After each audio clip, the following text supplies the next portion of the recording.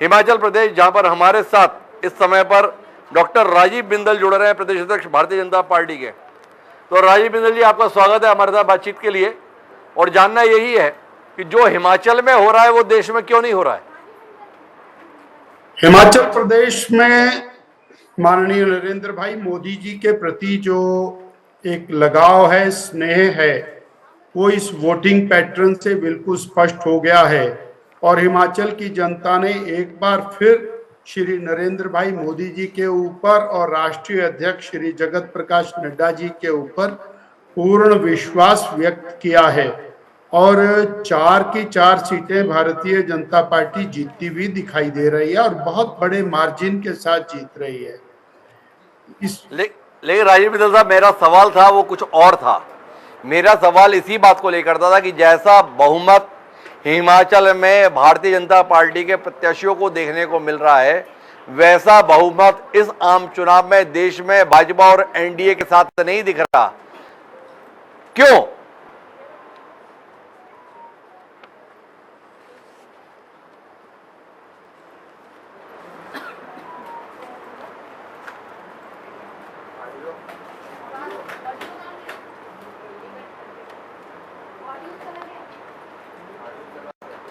राजीव बिंदल जी से हम बात कर रहे थे, लेकिन शायद ऑडियो की कोई दिक्कत आई है। उसके बीच में हम दीपक बैज जी से बात कर रहे थे, तो दीपक बैज जी का कहना था कि कुछ सीटों पर मामूली अंतर है, पर वो अंतर कितना है तो हम अंतर सामने लाते हैं। सरगुजा में चिंतामणि महाराज इस समय पर 76,209 वोटों से आगे चल रहे हैं। रायगढ़ में राधेश्याम राठिया 1,41,871 वोटों से आगे चल रहे हैं। जांजगीर चांपा में कमलेश जांगड़े 39,192 सीटों से आगे चल रही हैं। बिलासपुर में तोखन साहू 34,220 वोटों से आगे चल रहे हैं। दुर्ग में विजय बघेल 1,74,979 वोटों से आगे चल रहे हैं। रायपुर में बृजमोहन अग्रवाल का अंतर इस समय 1,88,890 वोटों का है। महासमुंद में रूप कुमारी चौधरी 34,925 वोटों से आगे चल रहे हैं। बस्तर में महेश कश्यप 22,716 वोटों से आगे हैं। और कांकेर में भोजराज नाग 21,764 वोटों से आगे है। तो ये भारतीय जनता पार्टी के 10 प्रत्याशियों की स्थिति है 10 संसदीय क्षेत्रों में। कुल मिलाकर 20,000 के आसपास में 2 ही सीटें हैं। मध्य प्रदेश में कांग्रेस पूरी तरीके से साफ है। इतने बड़े अंतर हो गए हैं कि अब कांग्रेस के मध्य प्रदेश में एक भी सीट के जीतने के आसार नहीं है। राजीव बिंदल साहब मुझसे वापस जुड़ गए। राजीव बिंदल साहब, मेरा सवाल था, जो हिमाचल प्रदेश में मतदाताओं का मन है, देश का मन हिमाचल प्रदेश के जनमानस के प्रति रहा है और हिमाचल की जनता ने उनकी कार्यशैली को पूरी तरह से रिजेक्ट किया है।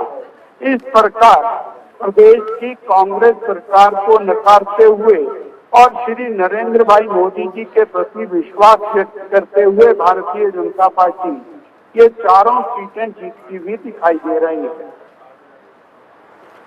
तो आप जितनी भी दलील दिए बिंदल साहब, अभी साल भर पहले तो चुनाव हुए थे, उस समय नड्डा जी राष्ट्रीय अध्यक्ष ही थे, मोदी जी प्रधानमंत्री ही थे और आपकी सरकार भी थी। तो हिमाचल की जनता ने आपको नकार दिया था और इस बार आपके पक्ष में जनादेश दिख रहा है। यह जनादेश आपकी पसंद के कारण है या सुक्खू सरकार की नाकामी के चलते आपको वोट मिल गए? पार्टी की झूठी गारंटियों के कारण वो सत्ता में आए थे और वो उनकी कार्यशैली के कारण जनता नहीं चुने गए थे। और बहनों को जिस तरह से उन्होंने ठगा, किसानों को ठगा, अलग अलग प्रकार से पहली कैबिनेट के अंदर 1 लाख नौकरियां देने का वायदा किया।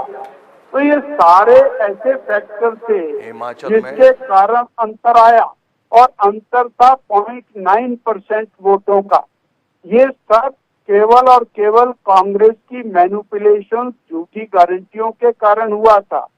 और 1.5 साल में जनता का मोह भंग हुआ है कांग्रेस की सरकार के साथ। और मोदी जी के प्रति उस समय भी स्नेह था, आज भी है। एक बात बताइए बिंदल साहब, अब जैसे रुझान आ रहे हैं तो सुक्खू जी को मुख्यमंत्री बने रहने देंगे या उनको निपटा देंगे आप लोग? सुखविंदर सिंह सुक्खू जी सत्ता में रहने का नैतिक अधिकार खो चुके हैं और उन्होंने जहां से वो चुनाव लड़ते हैं, यानी हमीरपुर संसदीय क्षेत्र से मुख्यमंत्री आते हैं और उप मुख्यमंत्री दोनों आते हैं, वहां से 2 लाख वोटों से बीजेपी अगर जीत रही है तो उनको स्वतः ही त्याग पत्र देना चाहिए।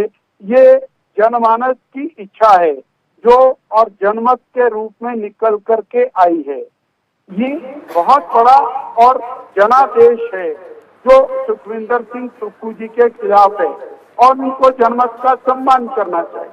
अच्छा, एक बात बताइए, ये 4 संसदीय क्षेत्रों में तो आपको जीत मिल रही है, वो जो 6 विधानसभा में उपचुनाव हो रहा है उनकी क्या जानकारी आपके पास है बिंदल साहब? अभी काउंटिंग जारी है, उसके अंदर लगभग ऐसा लगता है कि 50 यानी 3-3 सीटों का आंकड़ा रहेगा, परंतु अभी और काउंटिंग जारी है तो उसके अंदर भी कांग्रेस पार्टी ने पूरी तरह से शक्ति का दुरुपयोग किया है, सत्ता का दुरुपयोग किया। जो बीजेपी के विधायक चुनाव लड़ रहे थे उनके घरों पर डोजर चलाए, उनके खिलाफ झूठे मुकदमे दर्ज किए, उसके बावजूद बीजेपी वहां जीतती हुई दिखाई देती है 3 सीटों के ऊपर, तो ये बहुत बड़ी उपलब्धि है। पर एक बार बताओ बिंदल साहब, लोकसभा में आप जीत रहे हो, सरकार तो हिमाचल में ऐसा तो है नहीं कि लोकसभा में आप जीत जाओ, विधानसभा में हम धांधली कर देते हैं। अगर उन्होंने जोर दिखाया होगा तो लोकसभा में भी दिखाया होगा, तो फिर तो ये लोकसभा भी आपको हारनी वारनी चाहिए। लोकसभा में भी उन्होंने बहुत ताकत लगाई, कोई कम नहीं लगाई, दुरुपयोग भी किया, शक्ति का, धन का, हर चीज का किया, परंतु बड़ी सीटें हैं और जनमानस ने खुल करके वोट किया है। ये एक बहुत बड़ा और जनमत है जो हमारे सामने है, सबको दिखाई दे रहा है। जनमत दिखाई दे रहा है, सुक्खू सरकार को नैतिक रूप से कोई अधिकार नहीं है सत्ता में बने रहने का, ऐसा कहना है हिमाचल प्रदेश के प्रदेश अध्यक्ष राजीव बिंदल साहब का। बिंदल साहब, बहुत बहुत धन्यवाद हमारे साथ जुड़ने के